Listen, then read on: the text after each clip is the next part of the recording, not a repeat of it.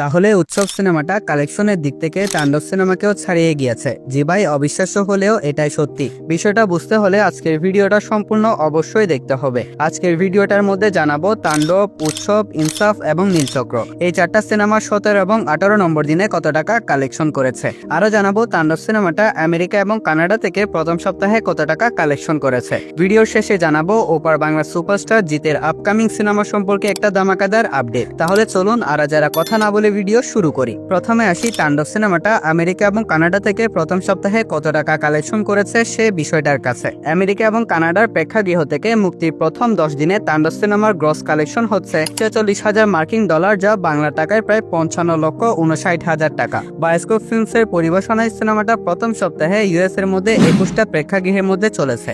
এখন আসি ইনসাফ সিনেমার মাল্টিপ্লেক্স কালেকশনের কাছে। 17 নম্বর দিনে সিনেমাটার শো সংখ্যা ছিল 8টি, যার মধ্য থেকে কোনো শো হাউসফুল দেখা যায়নি। এরই সাথে সিনেমাটা কালেকশন করে নিয়েছে 1,33,000 টাকা। 18 নম্বর দিনে সিনেমাটার শো সংখ্যা ছিল 8টি, যার মধ্য থেকেও কোনোটি হাউসফুল ছিল না। এরই সাথে সিনেমাটা কালেকশন করে নিয়েছে মাত্র 92,000 টাকা। আর টোটাল 18 দিন মিলিয়ে সিনেমাটা কালেকশন করে নিয়েছে 98,52,000 টাকা। এখন আসি নীলচক্র সিনেমার কাছে।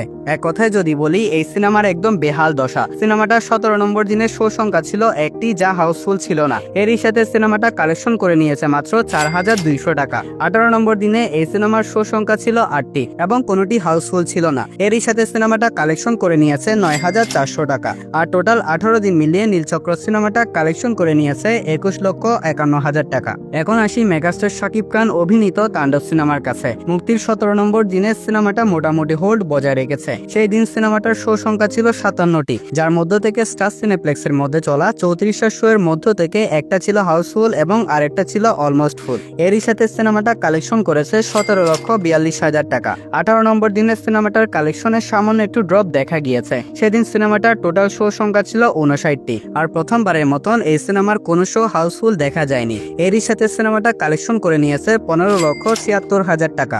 আর টোটাল 18 দিন মিলিয়ে সিনেমাটা কালেকশন করে নিয়েছে 9,39,00,000 টাকা। এখন আসি উৎসব সিনেমার কাছে। এই সিনেমাটা কালেকশন, শো, হাউসফুল সব দিক থেকে তাণ্ডব সিনেমাকেও ছাড়িয়ে গিয়েছে। জানি শুনতে অবিশ্বাস্য মনে হলেও এটাই বাস্তব। 17 নম্বর দিনে ওয়ার্কিং ডে হওয়ার সত্ত্বেও সিনেমাটা দারুণ ব্যবসা করে দেখিয়েছে। সেদিন সিনেমাটার শো সংখ্যা ছিল 30টি, যার মধ্য থেকে 8টা ছিল হাউসফুল এবং 6টা ছিল অলমোস্ট ফুল। এরই সাথে সিনেমাটা কালেকশন করেছে 21,04,000 টাকা। মুক্তির 18 নম্বর দিনে এসেও এই সিনেমাটা দারুণ হোল্ড বজায় রেখেছে। 18 নম্বর দিনে সিনেমাটার শো সংখ্যা ছিল 30টি, যার মধ্য থেকে 7টা ছিল হাউসফুল এবং 5টা ছিল অলমোস্ট ফুল। এরই সাথে সিনেমাটা কালেকশন করে নিয়েছে 20 লক্ষ টাকা। 18 দিন শেষে সিনেমাটা মাল্টিপ্লেক্স থেকে টোটাল কালেকশন করে নিয়েছে 2,53,00,000 টাকা। ফ্যামিলি অডিয়েন্সের কারণে সিনেমাটা এমন এক পজিশনে চলে গিয়েছে, যার মাধ্যমে তাণ্ডব সিনেমাকেও কালেকশনের দিক থেকে হারিয়ে দিয়েছে। এবার আসি ওপার বাংলা সুপারস্টার জিতের আপকামিং সিনেমার কাছে। খাকি দা বেঙ্গল চ্যাপ্টারের সফলতার পর জিৎ বড় পর্দায় কামব্যাক করতে চলেছে